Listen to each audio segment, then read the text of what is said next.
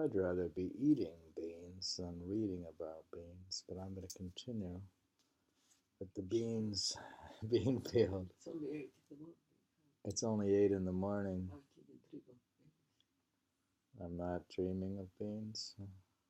But later on, I'll need beans.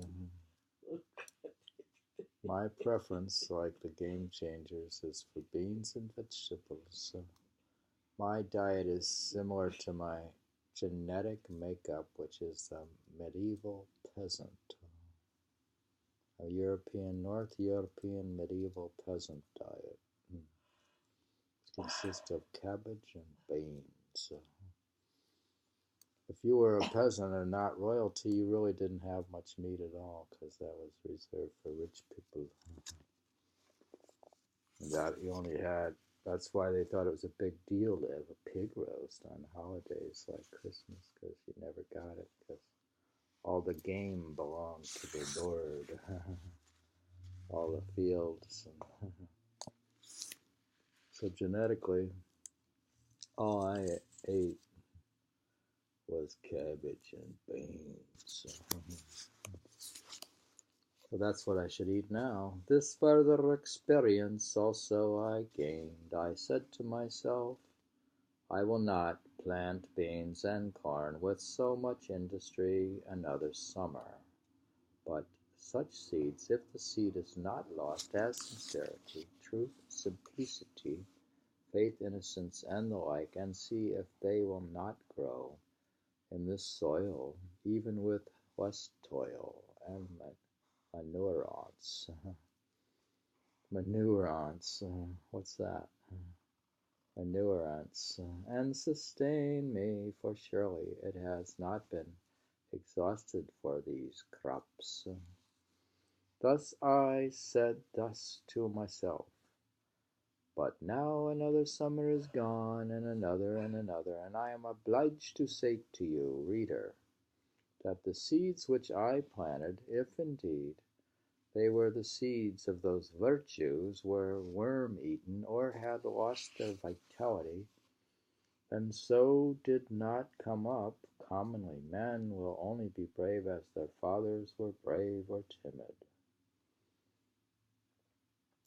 See, my ancestors ate beans. It's my whole theory. This generation is very sure to plant corn and beans each new year, precisely as the Indians did centuries ago and taught the first settlers to do, as if there were a fate in it. I saw an old man the other day, to my astonishment, making the holes with a hoe for the 70th time at least, and not for himself to lie down in, but why should not the New Englander try new adventures, and not lay so much stress on his grain, his potato and his grass crop, and his orchards, raise other crops than these? Do you ever try other crops?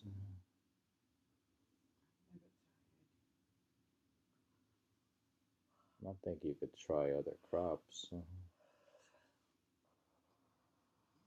Raise other crops than these. Why concern ourselves so much about our beans for seed, and not be concerned at all about a new generation of men? See, we spend all our time trying to get the best certified seed, the best beans. But what about regenerating new men?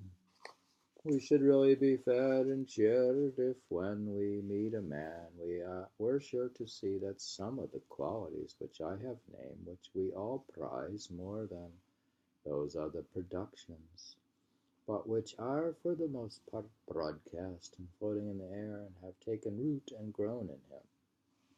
Here comes such a subtle and ineffable quality, for instance, as truth or justice through the slightest amount or no variety of it along the road. Our ambassadors should be instructed to send home such seeds as these, and the Congress help to distribute them over all the land. Is he talking about abstract truth or seeds?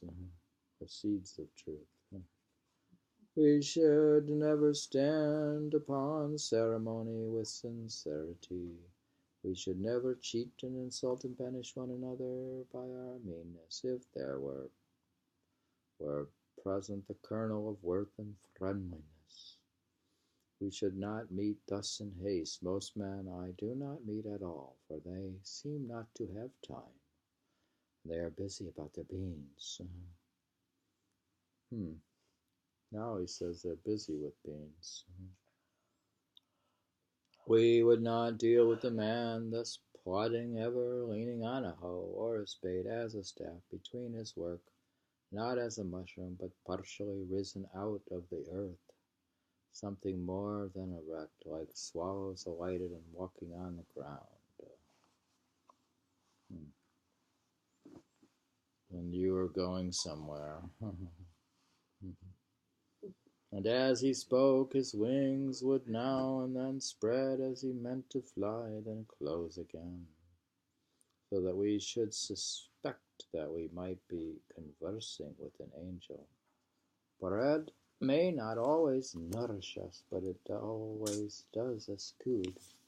It even takes stiffness out of our joints and makes us subtle and buoyant when we know not what ailed us, to recognize the generosity in man, or nature to share any unmixed and heroic joy. You know, bread is good for your joints or not. Ancient poetry and mythology suggest at least that husbandry was once a sacred art, but it is pursued with irrelevant haste and heedlessness by us, our object being to have large farms. I think we should have ever increasingly large farms, industrial-sized factory farms with corporations. Have large farms and large crops merely, and not small crops. We have no festival, no procession, no ceremony, not excepting our cattle shows and so-called Thanksgiving, by which the farmer expresses a sense of the sacredness of his calling, or is reminded of his sacred origin. It is the premium and the feast which tempt him, his premium. He sacrifices not to Ceres and this terrestrial Jove, but to the infernal Plutus rather, by avarice and selfishness and a groveling habit, for which none of us is free of regarding the soil as property, or the means of acquiring property. Chiefly the landscape is deformed, husbandry is degraded with us, and the farmer leads the meanest of lives. He knows nature, but as a robber. Cato says that the prophets of agriculture are particularly pious or just. Maximica Pius quotes this, and according to Varro, the old Romans, quote, called the same earth Mother and Ceres, and thought that they were cultivated, they led a pious and useful life, and that they alone were left of the race of King Saturn. We are wont to forget that the sun looks on our cultivated fields and on the prairies and forests without distinction. They all reflect and absorb his rays alike, and the farmer make but a small part of the glorious picture which he beholds in his daily course. In his view, the earth is all equally cultivated like a garden. Therefore, we should receive the benefit of his light and heat with a corresponding trust and magnanimity. What though I value the seed of these beans and harvest that in the fall of the year? This broad field which I have looked at so long looks not to me as the principal cultivator, but away from me to influences more genial to it, which water and make it green. These beans have results which are not harvested by me. Do they not grow for woodchucks partly? He planted the beans for the sake of the woodchucks. Do they not grow for woodchucks partly? The ear of wheat, in Latin spica, or obsoletely speca, or spe, hope. Ear of wheat means hope. Hope should not be the only hope of the husbandman. Its kernel or grain, granum or from gerundo, bearing. Grain is bearing hope, is not all that it bears. How then can our harvest fail? Shall I not rejoice also at the abundance of the weeds, whose seeds are the granary of the birds? It matters a little comparatively whether the fields fill the farmer's barns. The true husbandman will cease from anxiety as the squirrels manifest no concern whether the woods will bear chestnuts this year or not, and finish his labor with every day relinquishing all claim to the produce of his fields, and sacrificing in his mind not only his first but his last fruits also. It's a philosophical discussion of farming, I guess. Whether it should have weed seed or not. Are we supposed to have weed seed?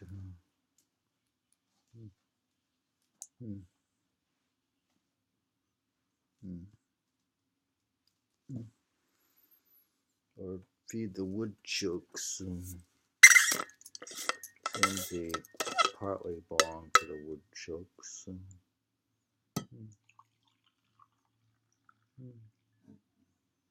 I guess you could not kill the woodchucks. Not kill them. I propose not killing the woodchucks. Or eating the woodchucks.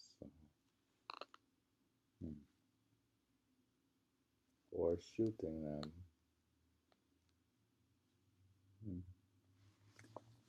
But give partly the beans to the woodchucks. What kind of farmer would do that?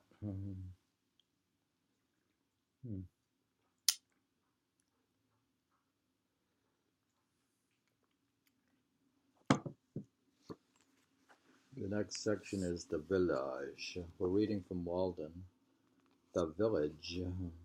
After hoeing or perhaps reading and writing in the forenoon, I usually bathed again in the pond, swimming across one of its coves for a stint, and washed the dust of labor from my person, or smoothed out the last wrinkle which study had made, and for the afternoon was absolutely free.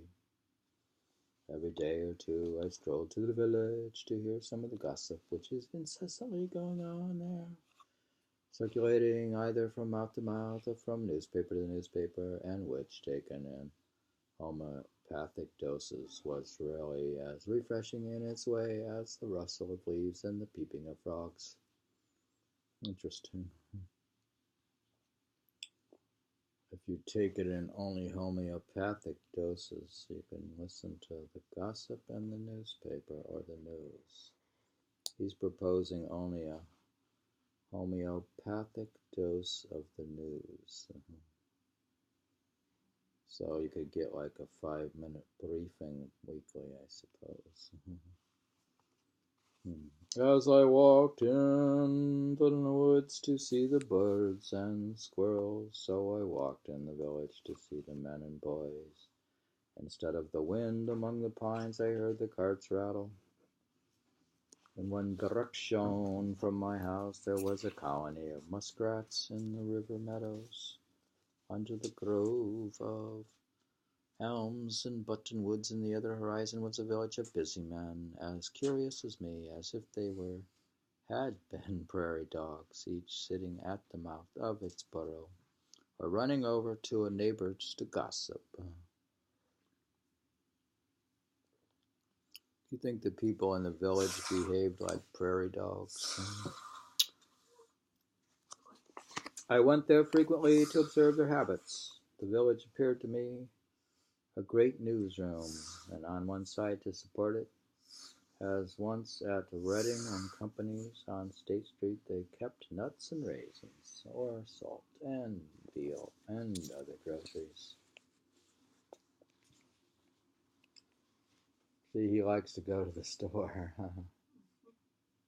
I like to go to get raisins and nuts.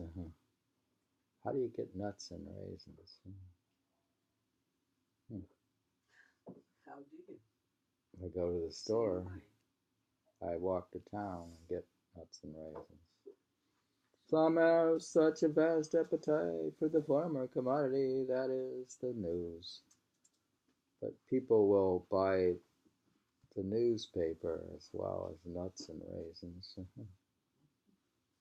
Is that why they sell in the news deli?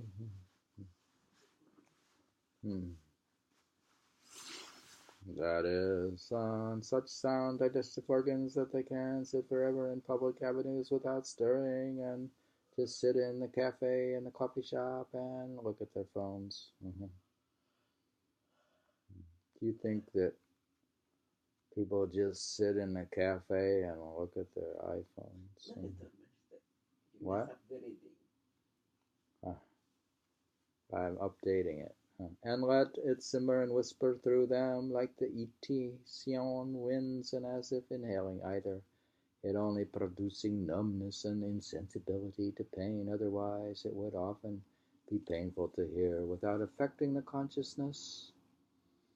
I hardly ever failed, when I rambled through the village, to see a row of such worthies, either sitting on a ladder, sunning themselves with their bodies inclined forward and their eyes glancing along the line this way or that from time to time with a voluptuous expression, or else leaning against a barn with their hands in their pockets like caradids, as if to prop it up. They, being commonly out of doors, heard whatever was in the wind. These are the coarsest mills, in which all gossip is first rudely digested and cracked up before it is emptied into finer and more delicate hoppers within doors. I observed that the vitals of the village were the grocery. My mom, she used to meet up with all the ladies at the grocery store for gossip and stories about the kids and school. I had to sit there and listen. As a child, I had to stand there while she talked to her friends. Village were the grocery, the barroom, the post office, and the bank, and as a necessary part of the machinery they kept a bell, a big gun, and a fire engine at convenient places, and the houses were so arranged as to make the most of mankind, in lanes and fronting one another, so that every traveler had to run the gauntlet. Every man and child and woman and child might get a lick at him. Of course, those who were stationed nearest to the head of the line, where they could most see and be seen and have the first blow at him, paid the highest prices for their places, and the few straggling inhabitants in the outskirts, where long gaps in the line began to occur, the traveler could get over walls or turn aside into cowpaths, and so escape, paid a very slight ground or window tax. Signs were hung out on all sides to allure him, some to catch him by the appetite, as the tavern and virtualling cellar, some by the fancy, as the dry goods store and the jewelers, and others by the hair or the feet over the skirts, as the barber, the shoemaker, or the tailor. Besides, there were a still more terrible standing invitation to call at every one of these houses, and company expected about these times. For the most part, I escaped wonderfully from these dangers, either by proceeding at once boldly, without deliberation, to the goal, as is recommended to those who run the gauntlet, and by keeping my thoughts on high things, like Orpheus, who's loudly singing the praises of the gods to his lyre, drowned the voices of the sirens and kept out of danger. You think when we go to town we end up buying more than we plan to buy? We would just go to buy some item and we pass by all the stores and we hear sirens and we come with far more than we started to buy. Sometimes I bolted suddenly, and nobody could tell my whereabouts, for I did not stand much about gracefulness, and never hesitated at a gap in the fence. I was ever accustomed to make an irruption into some houses where I was well entertained, and after learning the colonel's and very last sieveful of news, what had subsided, the prospects of war and peace, and whether the world was likely to hold together much longer, I was left out through the rear avenues and so escaped to the woods again. So the way they treated the Thoreau in the new Apple TV show, Dickinson, they have him going home all the time to his mom's to do his laundry. Do you think that he did his laundry? Mom did his laundry. It's terrible the way they treated him.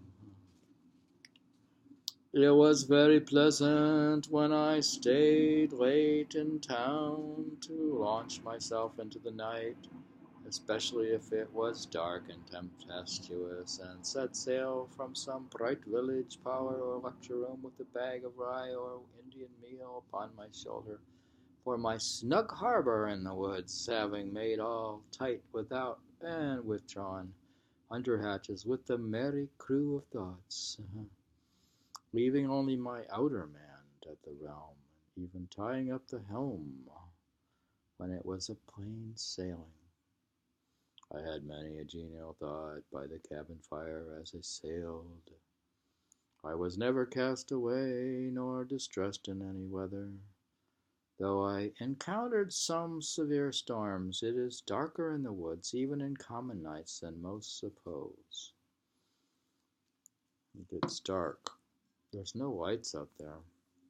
I frequently had to look up at the opening between the trees above the path in order to learn my route, and where there was no cart path to feel with my feet the faint track which I had worn, or steer by the known relation of particular trees which I felt with my hands. Passing between two pines, for instance, not more than 18 inches apart, in the midst of the woods, invariably in the darkest night. Sometimes after coming home, thus late in the dark and muggy night, when my feet felt the path which my eyes could not see, dreaming and absent-minded all the way until I was roused by having to raise my hand to lift the latch, I have not been able to recall a single step of my walk, and I have thought that perhaps my body would find its way home if its master should forsake it, as the hand finds its way to the mouth without assistance. His feet knew the way home. I was thinking, like, if you had a cabin in the woods that was inaccessible by a road or a car, you actually would have privacy, because people aren't going to go there, typically, when it's inaccessible by car. They didn't have cars then. And you can always get your supplies by drone. People walking. Amazon can drone the stuff down to you. So I'm just going to live in the middle of the Adirondacks. People don't come even when we're in the city. So why People don't come to our house. They would not look to find Right in the middle of New York City. No one comes to our house. That's the other way to have extreme privacy, is to be in the middle of New York City. That in the big cities you have privacy, and in the wilderness. But in the small towns and villages, you don't have privacy. Huh? The two extremes again. You have extreme gossips everywhere. Having the same manifestations. That's why you live in a small apartment in the middle of Manhattan, and then you have a small hut in the very deep woods of the Adirondacks. But you don't live in the suburbs, so that's no good. I like small towns. Small towns are troublesome. Where was this trouble with the small town we saw the movie The Bookstore? Small towns are like the bookstore. Hmm. Hmm. Hmm. Hmm. In a small town, everybody has believes they have the right over everybody else. Several times. Yeah. Their role Several times when a visitor chanced to stay into evening and it proved a dark night, I was obliged to conduct him to the cart path in the rear of the house and then point out to him the direction he was to pursue and in keeping which he was to be guided rather by his feet than his eyes. One very dark night I directed thus on their way two young men who had been fishing in the pond. Do you remember this, how the men got lost? That we read this. They lived about a mile off through the woods and were quite used to the route. A day or two after, one of them told me that they wandered about the greater part of the night, close by their own premises, and did not get home till towards morning, by which time, as there had been several heavy showers in the meanwhile, and the leaves were very wet, they were drenched to their skins. And I have heard of many going astray even in the village streets when the darkness is so thick that you could cut it with a knife, as the saying is. Dear, if you have no light and cloud cover and no moon, what do you think it's going to look like? Some who live in the outskirts, having come to town a-shopping in their wagons, have been obliged to put up for the night, and the gentlemen and ladies, making a call, have gone half a mile out of their way, feeling the sidewalk only in their feet, and not knowing when they turn. It is a surprising and memorable as well as valuable experience to be lost in the woods any time. Do you ever get lost in the woods? I suppose it can be scary if you're in the woods a little bit and you have a trail and you can't find the trail. And it's a big woods in particular. It's kind of be annoying. Then you have to, I don't know what you do.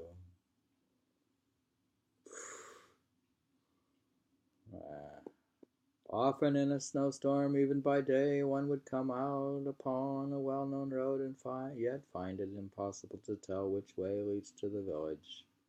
Though he knows that he has traveled it 1,000 times, he cannot recognize a feature in it, but it is as strange to him as if it were a road in Siberia. By night, of course, the perplexity is infinitely greater. In our most trivial walks, we are constantly, though unconsciously, steering like pilots by certain well-known beacons and headlands, and if we go beyond our usual course, we still carry in our minds the battering of some neighboring escape, and not till we are completely lost or turned around.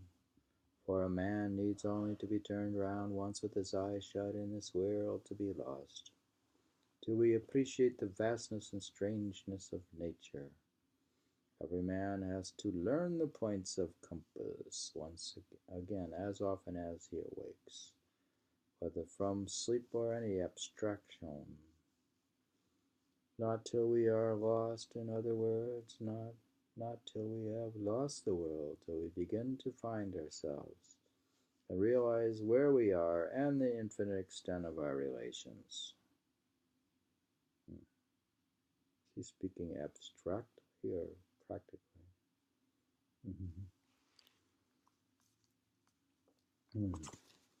One afternoon near the end of the first summer, when I went to the village to get a shoe from a cobbler, I was seized and put into jail, because, as I have elsewhere related, I did not pay a tax to or recognize the authority of the state, which buys and sells men, women, and children like cattle at the door of its Senate House. I had gone down to the woods for other purposes, but wherever a man goes, men will pursue and paw him with their dirty institutions, and if they can, constrain him to belong to the desperate odd fellow society.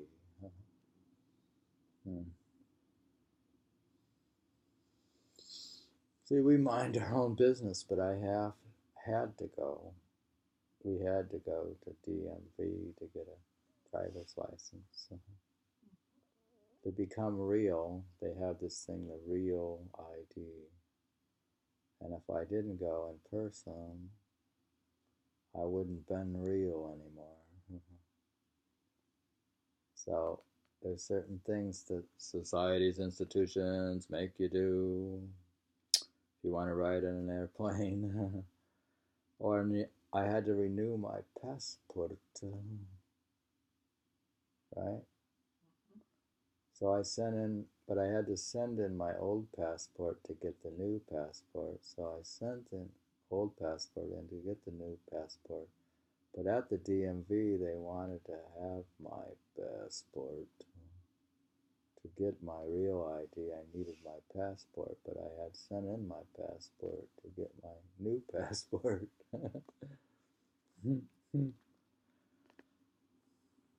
Wherever a man goes, men will pursue and paw him with the dirty institutions, and if they can, constrain him to belong to the desperate odd fellow society. It is true, I might have resisted forcibly with more or less effect, might have run amok against society, but I prefer that society should run amok against me, it being the desperate party. However, I was released the next day, obtained my men's shoe, and returned to the woods in season to get my dinner of huckleberries on Fairhaven Hill. He's only released because somebody paid the fine for him, which was apparently a poll tax, which is strange because it's like a tax as being a voter or something. I was never molested by any person but those who represented the state. I had no lock nor a bolt but form of the desk which held my papers, not even a nail to put over my latch or windows. I never fastened my door night or day, though I was to be absent several days, not even when the next fall I spent a fortnight in the woods of Maine. When he went to Maine, he didn't lock his cabin. Well, what did he lose? He had his papers, though. He locked his drawer with his papers. His notebooks would be stolen. And yet my house was more respected than if it had been surrounded by a file of soldiers. The tired rambler could rest and warm himself by my fire. The literary amuse himself with the few books on my table, or the curious by opening my closet door, see what was left of my dinner and what prospect I had of a supper. Yet though many people of every class came this way to the pond, I suffered no serious inconvenience from their sources. I never missed anything but one small book, a volume of Homer, which perhaps was improperly gilded, and thus I trust a soldier of our camp has found by this time. I am convinced that if all men were to live as simply as I then did, thievery and robbery would be unknown. These take place only in communities where some have got more than is sufficient, while others have not enough. The Pope's Homers would soon get properly distributed. Nic bella furonde, fagunus astabat dum caestus ante dapons. Nor wars, nor did men molest, when only beck and bowls were in request. You who govern public affairs, what need have you to employ punishments? Love virtue, and the people will be virtuous. The virtues of a superior man are like the wind. The virtues of a common man are like the grass. The grass, when the wind passes over it, bends. I stop there. That's the section there, because the next section is the ponds. Seems more than one pond. This is the village. We had been to. We took a walk with Thoreau into town. We took a walk to town with Thoreau. Checked out the newspapers and the gossip, and checked to see if there were any nuts or raisins in the store, and walk how to walk in the dark, and what else did we check out?